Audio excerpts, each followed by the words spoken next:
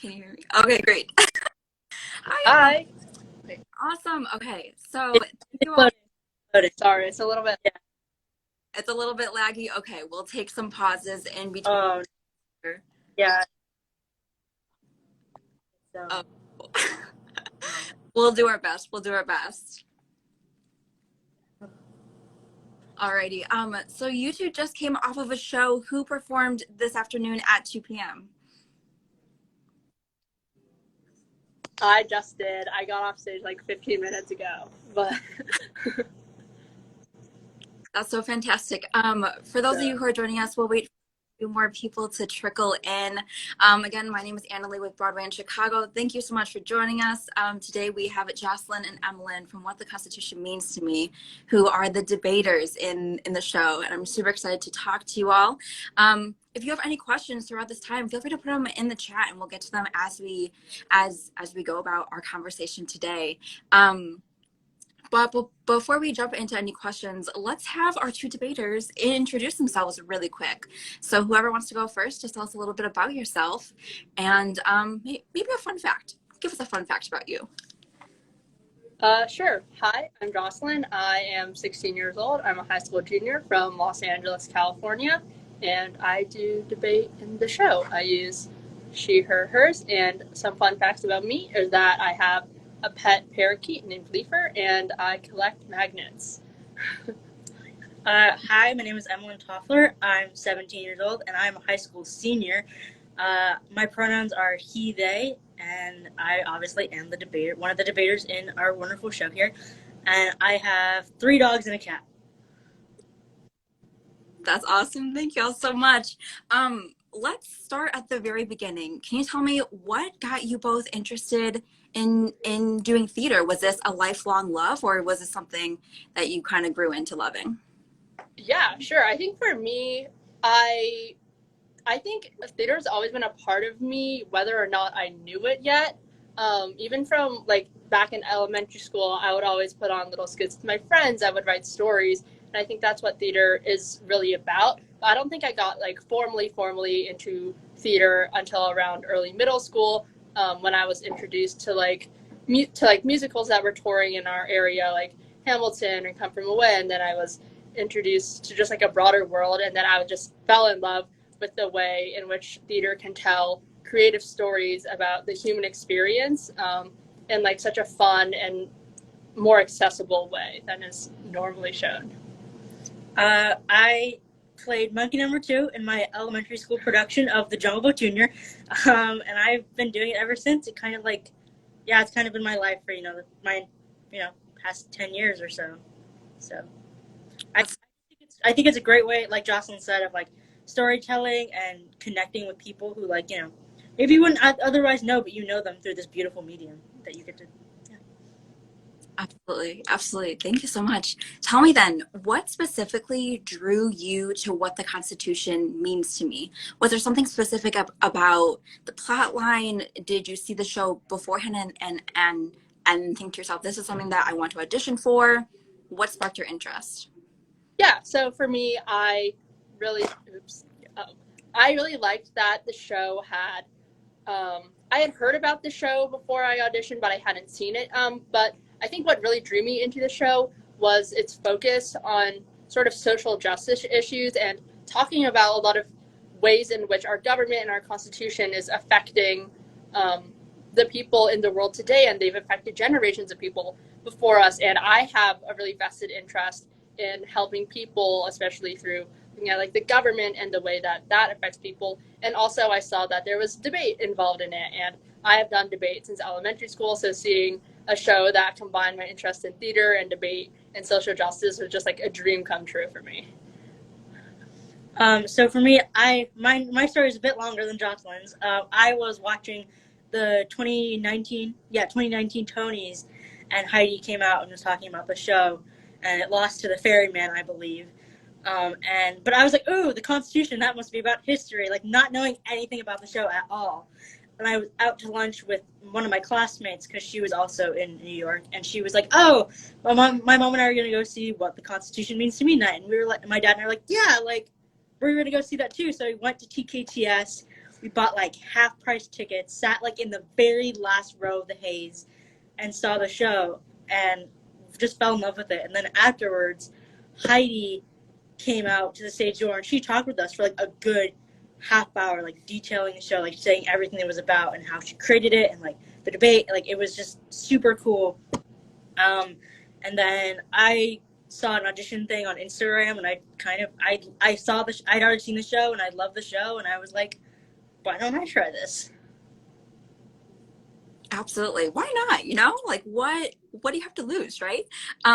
Jocelyn, you mentioned having experience with debate and doing that in some of your classes. I think it was. Correct me if I'm wrong, but tell me a little bit more about specifically your connection with debate, and because that is a lot of what the show is kind of about, especially towards the ending. Yeah, sure. So I've been doing debate competitively since 5th grade. I started doing parliamentary debate, and then I have done Lincoln Douglas debate since 7th grade. And they're just different styles of debate, but I have spent a lot of time just in debate. You got a topic, you develop arguments, and I've been doing that since early elementary school. Well, not early, but since elementary school. So that's always been a really big part of my life, just like sitting with my teammates, thinking about arguments, researching.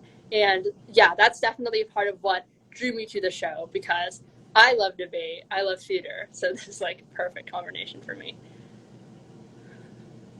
Emilyn, do you have experience with doing debate competitions at all?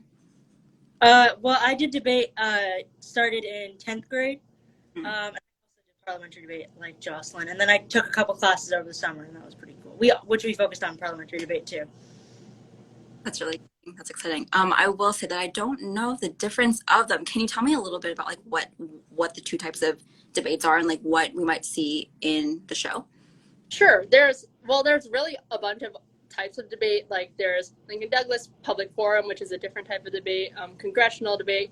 But I think the main version that we do in the show is a condensed one-person version of parliamentary debate, which typically is a 3-person team versus a 3-person team, and each person on each team does one speech each. But in the show, we, as one person, we do all 3 speeches versus our opponent, who is Heidi, who does the other 3 speeches. And then like the other style of debate that I do, for example, is called Lincoln Douglas, and that's always a 1v1 type of debate. So it's just different formats that you can do. Gotcha. Thank you so much. All right. So as we're talking about the show, can you tell the people watching who might not be familiar with what the show is about, what the Constitution means to me? Yeah, absolutely. So I think really at its core, it's a show that tries to breathe new life into the Constitution by looking at how it's affected our world and the people in it. So in the show, Heidi, who is the main character, sort of, she resuscitates her 15-year-old self, who won a bunch of congressional debate tournaments throughout the years, talking about Congress and talking about the Constitution, and she uses that to tell stories. Yes. American Legion, different. Sorry. And she uses that to tell stories about how the Constitution has affected her and generations of women in her family, as well as how it affects people in the world today. And I have nothing to say because that was a perfect response. Thank you. That's awesome. I will say that I have personally watched, I recently just finished watching the version on Amazon Prime, and I thought it was so funny, so spectacular. But I do know that the show does vary night to night, and especially with the different cast coming in. And I don't want to give away any spoilers to it, but depending on who the actors are in the role, and correct me if I'm wrong, but the things that are talked about within the show can vary a little bit. Can you talk about that and how it kind of changes night to night? Yeah, sure. So, like, I think a big part of having different people do the show is that we can kind of, talk about different points. Like, for me, I really get to talk about, like, trans rights, which is really important to me, affects me. So I think that's been a great part of the show, and just, searching for my words here. But just getting to argue different sides of a topic, because, like, I think the most fun argument to argue is abolish, because it's like, yeah, we could totally do this, but then it's like, can we really? I think it just is a real way to get people thinking about certain issues that, maybe they wouldn't think about before. Like, my dad's friend came to see the show, and he, was pretty conservative, and he told me that he loved every point that I was making, even though it was about socialized medicine and like that. And I think it's just a great way to get people to see a different side than they might normally not see. Absolutely. I think what was incredibly surprising about watching at least the version on Amazon was that it was, of course, very funny and great humor in it, but it's also very deep. And the show covers a lot of, hot topics and topics that I feel at least for me, stirred up a lot of emotion. How do you, as actors listening to the show night after night, how do you take care of yourselves in between shows and dealing with the emotions that come with talking about the social justice issues on a regular basis? Well, I have my trusty little steamer over here, so I do that. I think most of the time I'll probably, sometimes it'll be too loud for me, so I'll put in earplugs, and then I don't really hear it all that much, so that's kind of my thing. I think for me, I think a big part of the show is not leaning away from the discomfort that some of it can bring and the emotions that it can bring, but really being able to reflect on it. And I think a really big part of that for me, since I obviously get to sit backstage here all the time and hear it 8 times a week, is that every night the way it's delivered is different, the way that the crowd reacts is different, and just seeing how the words that are being said, just thinking about how that reflects and how it impacts so many people. Taking care of myself obviously is important, but I think the way that I do that is by reflecting on and thinking about what is said, most importantly. Absolutely. We had a question from someone on Instagram, Jocelyn, specifically for you, as a POC, as a person of color. How have you been able to bring your voice to this material that you're talking about and debating on? Yeah, so I think that's a really good question. I think obviously the role of the debater was originated by 2 women of color, so I can really thank them for that on Broadway and before Broadway. So just getting to hear their voices has really inspired me. And obviously, I think the rest of the cast of the show is white, and I think a lot of it comes from a white woman's perspective, which they do talk about in the show. So I think being able to infuse my voice and my experiences as a person of color who grew up in a community that is almost entirely white, I think that is really important for me. And the way that I do that is by telling my story, by bringing my passion whenever I'm on stage, and just being able to express my experiences through what I argue. Absolutely, absolutely. I'm going to take this quick moment to say welcome to those who are joining us. I'm Annalie with Broadway in Chicago, and we are with Jocelyn and Emilyn, who are 2 of the debaters on what the Constitution means to me. Thanks for tuning in. If you do have any questions, feel free to put them in the comments, and we'll get to those. But that's great. All right. So let's take a quick step back in time for a little bit and talk about pre-COVID times. Jocelyn, you were here on tour and you closed out the Broadway Playhouse, and now you're back in it, which is really exciting. Tell me a little bit about what it's like for both of you to come back to being on a stage, to being actors and working and doing what you love after not doing it for so long. Yeah, for sure. I think it's amazing because obviously I ended my run during COVID, because of COVID, here at the Broadway Playhouse. So just being able to come back is so amazing because now I'm a year and a half older. I was a high school freshman when I came here, and now I'm a junior. So I think I've had a lot more life experience, really, that I'm able to infuse into the role. And it's just been really amazing to see how I've changed, to see how the world has changed, and how that reflects on the piece. I was not with the show pre-COVID, but I think kind of similar to what Jocelyn says, COVID was great for my own self-development. And so I honestly, like, when I heard the tour was going on, I was so thrilled because I was like, oh my god, is it never gonna happen again? Like, this is gonna be terrible, and it did. It was like a great breath of fresh air, but it was also really scary. Like, I hadn't been on stage in a year. Like, the last show that I did wasn't even a show; it was like a spoken word night at my school, and so I was really nervous, to actually be doing something that was like super high stakes. But then I like was able to be in rehearsal, and I was like, oh, okay. I just needed to be in the room, and that was like my way of saying, okay, like, I can do this. That's so exciting. Tell me, what is it like being on tour as high schoolers? What is it like balancing school and being on stage? And tell me a little bit about that dynamic for both of you. I mean, I'm a senior, so obviously, like, I get to have a pretty easy schedule. But we have set school times during the day, so it's just a great place to get all your work done. And like, if you're a kid who's on tour, like, use that time to get your schoolwork done, and that work life balance is gonna be like so much easier.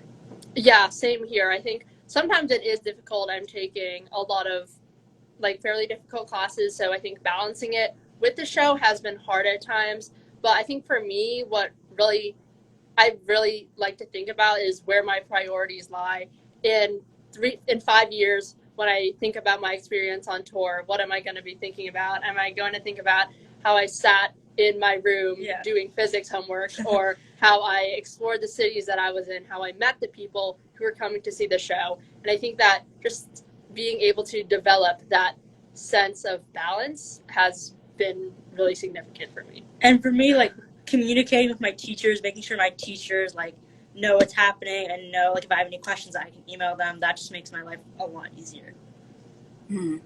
Emilyn, is this your first tour? Yeah. That's exciting. How has it been so far for you? I mean, you touched on it a little bit, but I'd love to hear more. Sorry, can you repeat that? You kind of cut out. No, you're okay. How has it been so far for you with this being your first tour? What has it met your expectations? What has it been like for you? Yeah, I mean, it's everything that I expected more. It's definitely a dream come true. I think, I was texting with my friends, like, it definitely is stressful, like, especially when you move to a new city and like you have to get, reacclimated and stuff.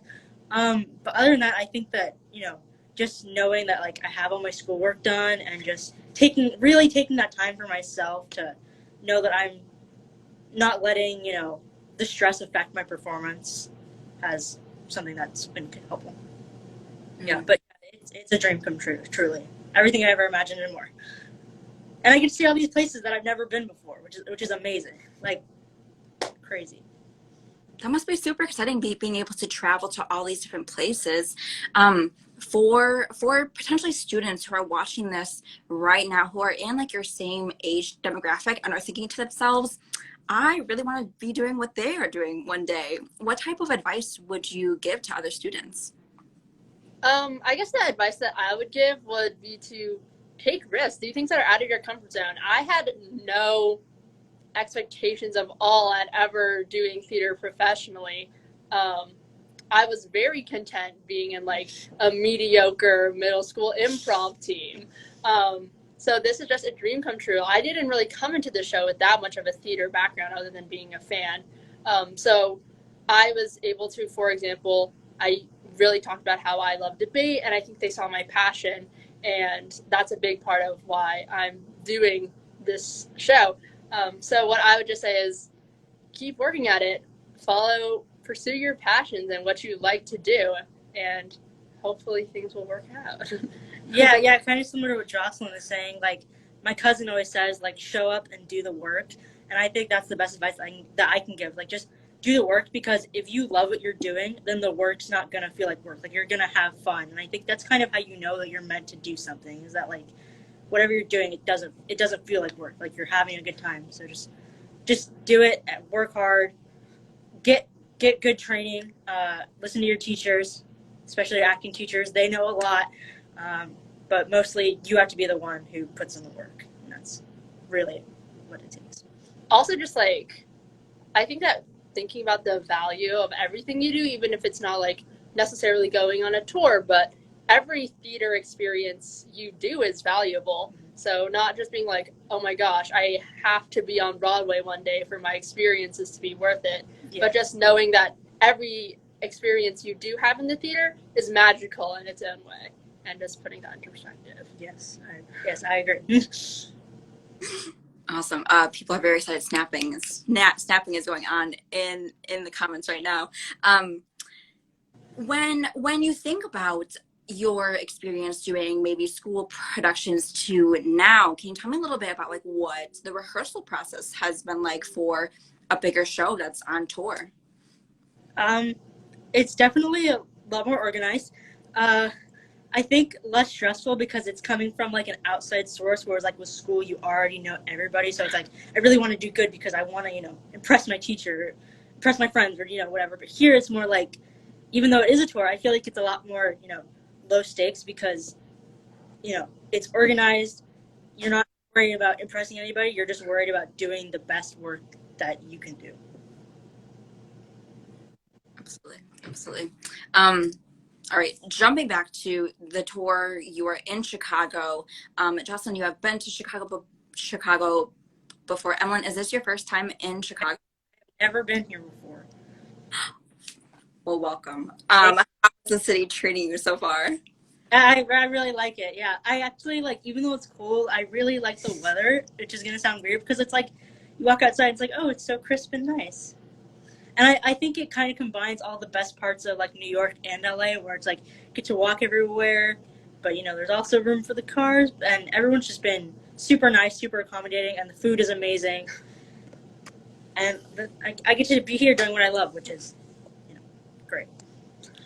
Fantastic. For both of you, what are you excited to try and do and explore around Chicago? I like everything. So I think for me, the biggest thing that I love about coming back to Chicago is I know I talked about this, or I touched on this a little bit before, but just seeing how the audiences have changed, how the show has changed from before COVID to now, and just meeting all different types of people here. Obviously, I think every city has its own personality and its own culture. So getting to learn about Chicago life has been really good. Also, I really like your hot dogs. So. I see a lot of people saying the Bean. Yes, I'm going to go do that at some point. I went to the Bean. Okay. Yeah. And also Gino's East, we have one where we're from as well, so that was nice getting to eat that. It's delicious. Go try it. I think I really wanted to go to a Cubs game because I really like sports, but obviously they're not playing right now, so that kind of sucks. I went to Shed Aquarium the other day. That was amazing.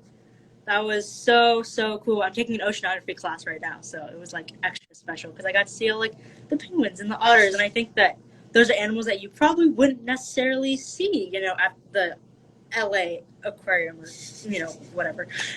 So that was really cool. But I'm just looking forward to exploring more. That's awesome. For all of you watching us and joining us, if you have any recommendations for these two to do, put in the comments. We'll read through them. Someone commented and asked, is it weird not having your friends around? How's that like then? Yeah, I mean, we're kind of like built-in friends. Like we kind of have to like each other. But I think it's definitely, strange, because on weekends, I would hang out with my friends and stuff, and here it's like I kind of hang out with my parents, which is awesome. I love my parents, but it is. I think I do miss my friends, but I think, I think I try to be grateful that I'm here, and FaceTime them as much as possible, or like send them a text, just be like, hey, how you doing? Check in. I think that makes it a lot easier. Yeah, me too. I think even though I can't see my friends in person, just like FaceTiming my friends at night or being like, or like meeting with people in my classes, being like, hey, do you want to work together and study? Just having that sort of other interaction with people my age. Not that I don't love you, but yeah, has been just really good. So. And I think for me, the thing that like would hype me up like before shows, like I would FaceTime like my best friend and like I would get to talk to her, and that would be like so awesome. Like it would just really like make me energized for the show and know that like I had somebody in my corner. So fantastic. That's awesome. We have another question in the comments asking about college. So for reference, we talked about this a little bit earlier, but both of you are in high school right now, but looking forward into the future, is college on your radar? And if so, and on majoring in acting, what? what's it look like for you So both? I actually just finished all of my early action applications. I finished those about 2 weeks ago. I only have 4 applications to go. I applied mostly for theater schools, but I did a lot of double majoring in like theater and history. One school I applied theater and anthropology. And one school I did political science. So I'm definitely going into the sphere of like acting, musical theater, and some type of history. I'm really interested in U.S. history, so I think that's probably going to be one of like a secondary major, a minor maybe. But yeah, I am almost done with my college applications. I should be hearing from the early ones in December, so fingers crossed. And then all the like super hard schools, the Ivies, I applied regular, so those are going to be coming in like March.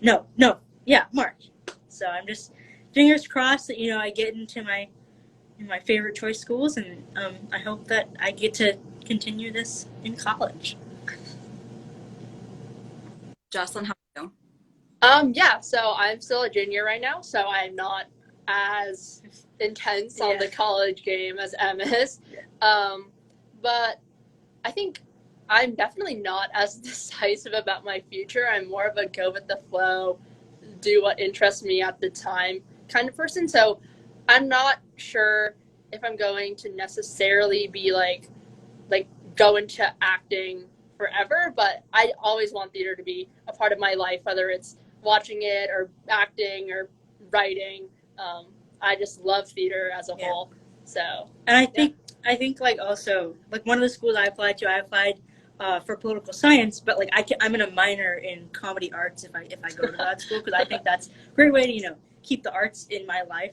Me too. And also like any tip for kids who are working on college applications, it's like, I don't know if you guys have college counselors, but if you do, like, they are there to help you. Like, if you need anything, reach out to your counselor, because they're going to be the ones who are going to help you with like everything. So. Absolutely.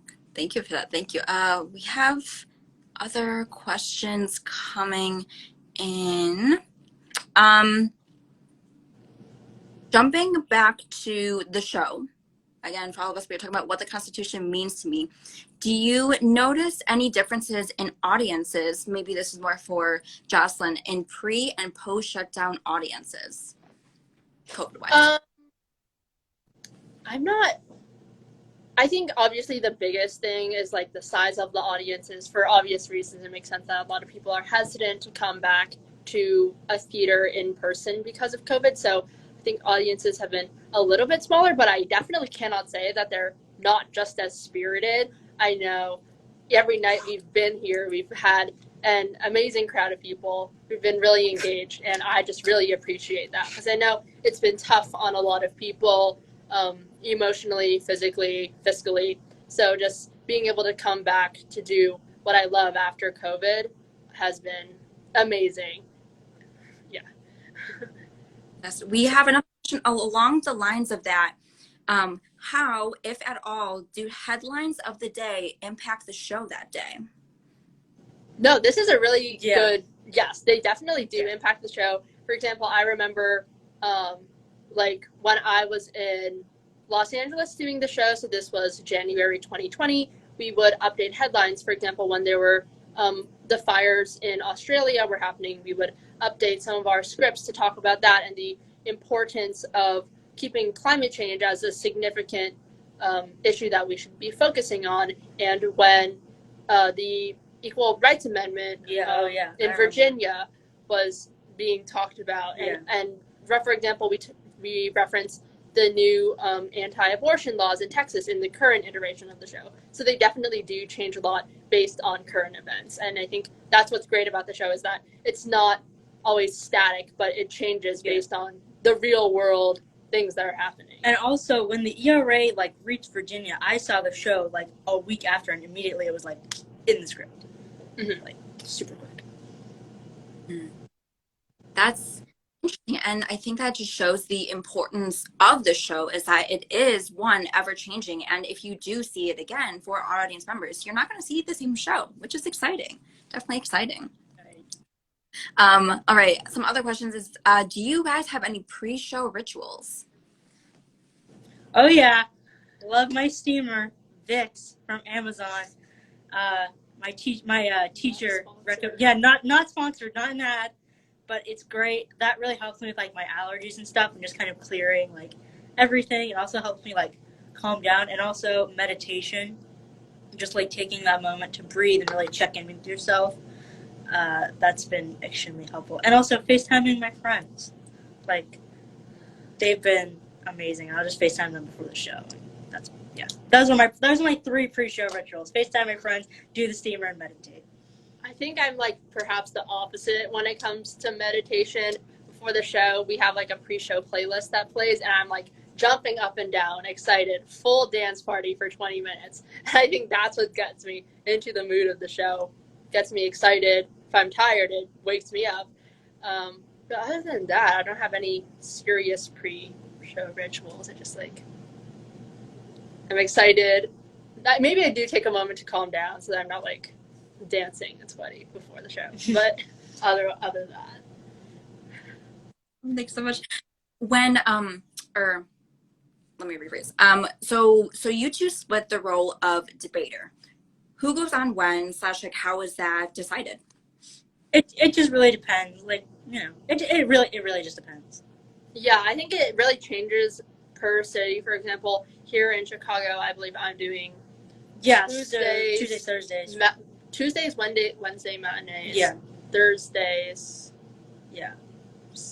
And Saturday nights. Yeah, that seems great. Yeah. I don't. And then I do Wednesday, right?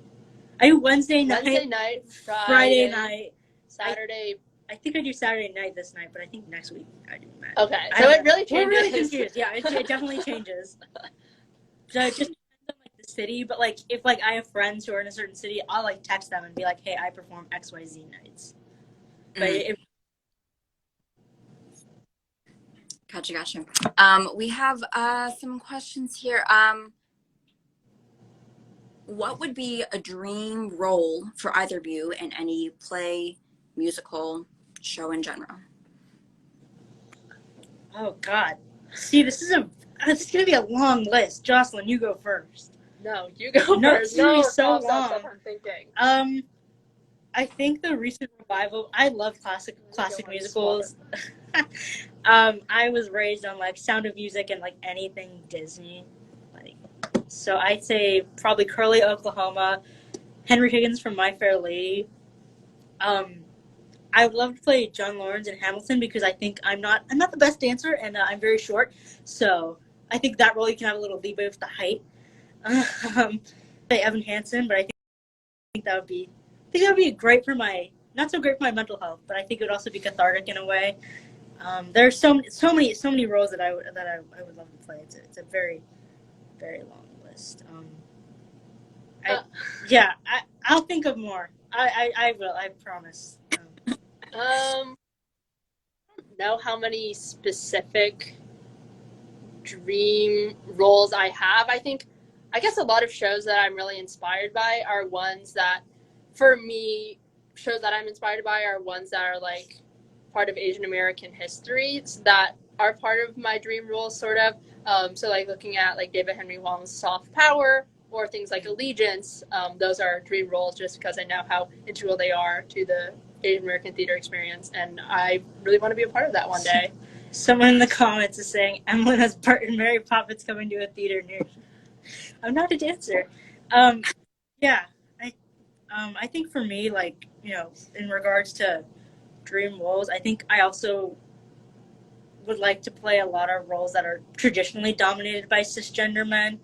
Like, all the roles that I'm mentioning are, like, always played by, like, cis guys. And I think that it would just be really powerful for other trans kids to see someone trans playing these roles and not only playing them, but, like, actually, like, doing it well. And I think that's probably the reason why I love so many of these things, because I would feel like I'd be really to put my own personal spin on it. And also it would be a great way to say, like, hey, no Cameron McIntosh, go away. As we all know, his lovely comments. I definitely hope to see you both in Chicago again, whether that be with this show, another show. I fully support following your dreams, any and all dreams. And like Emilyn said earlier, just do it. You know, even if you can't dance, that's okay. That's okay. You can always learn. Like, it's never ever too late to learn. Like, and even if you're not good at it, like, just have fun, and it will open up an entirely new world for you. Like, that's all that I can say. And don't judge yourself too harshly. Also, like, go with an open mind and just do the work and trust me, it'll happen. Fantastic. Can you give me a little bit of insight what it is like working with such a small cast in a show? I mean, it really is you two, Cassie Beck and Mike Iveson. So what is that chemistry like? Sure. So I think since it is such a small cast, we really get to develop our own personal relationships with everyone in the show, no matter who is on. Also, the understudies for Cassie and Mike, Jess and Gabe, we have their own relationships with them too. So depending on who's on every night, we can really tailor the show based on how we feel. And I think that because we have such a small cast, we just like have become friends more than coworkers, more than anything. We hang out. Yeah, we hang out together. Like, we'll do dinner, like stuff like that. I think, pretty much what Jocelyn said. Like, we're really able to have these like close personal relationships with these people, and I think that's really awesome. Like, I think it was so good that I wrote about it in my college application. So, like, I think, like, and also like working with adults, like I've learned a lot from them, especially like if I needed help with like I was reading Shakespeare in class and I was like, I'm a bit confused, and like Gabe, Mike's understudy, he was like, oh, well, let's talk about this. Like, let's go through this together. And so we've really been able to connect with them, which is just amazing. And adding on to that, just because it's such a small group of people overall, not just in the cast, but also in the creative crew as well, we've really been able to put our own touch onto the story. And it's really a collaborative process, which I really have, like, I couldn't be more grateful for. Yeah. And also the backstage teams, they have all been amazing. Mm-hmm. So. That's so exciting to hear as someone who I'm going to see the show tonight, which I'm very excited about. But to just know that going into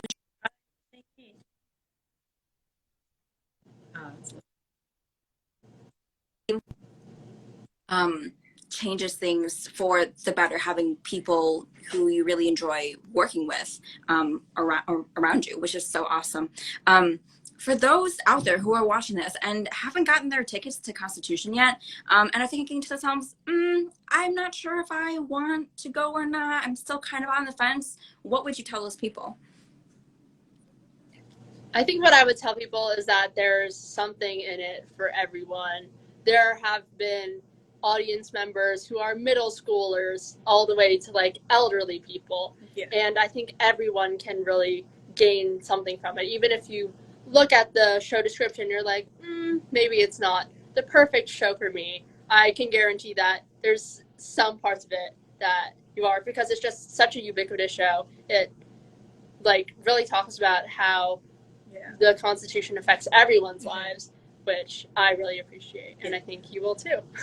I just have one thing to say, to quote my mother: a bad night is at the theater is better than any night anywhere else. There we go. You heard it here first. That's wonderful. All right, so we are almost about to round out our time, but for those who do attend the show, what do you hope audience members take away?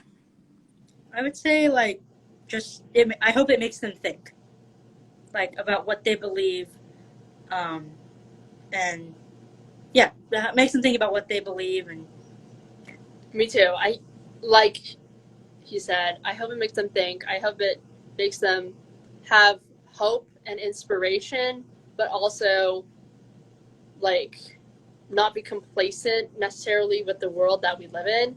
And I just want people to be able to feel like they are seen in the world, whether or not it's commonly represented by society and media. And overall, I just want people to feel like they have a voice, they have power in this world, and they can do something with it. Yeah, like a lot. Adding on to what Jocelyn said, I think I want people to know that definitely, like, that they have the power to change what they want to change. And also, like, for me, I also I hope that other trans kids who come see the show like know that, like, you know, they have a place in the theater. Like, it's here. We're creating it. We're making it. Like, you can do it too. Because, like, for the longest time, I didn't think I could do it. Like, I really didn't. I just didn't see anybody who looked like me, and I just figured, oh, trans people aren't in theater. Let me find something else to do. And then I have this amazing opportunity to show people, like, you're not alone. Like, there are other people who are like you, and you're going to be able to do what you love.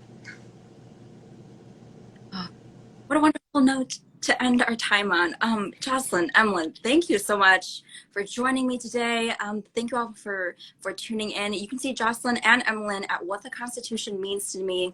It's playing at the Broadway Playhouse until November 7th. Get your tickets. You will not want to miss it. BroadwayInChicago.com, and we hope to see you there. Thanks everyone for joining. Have a great night. Thank you so much. This has been a blast.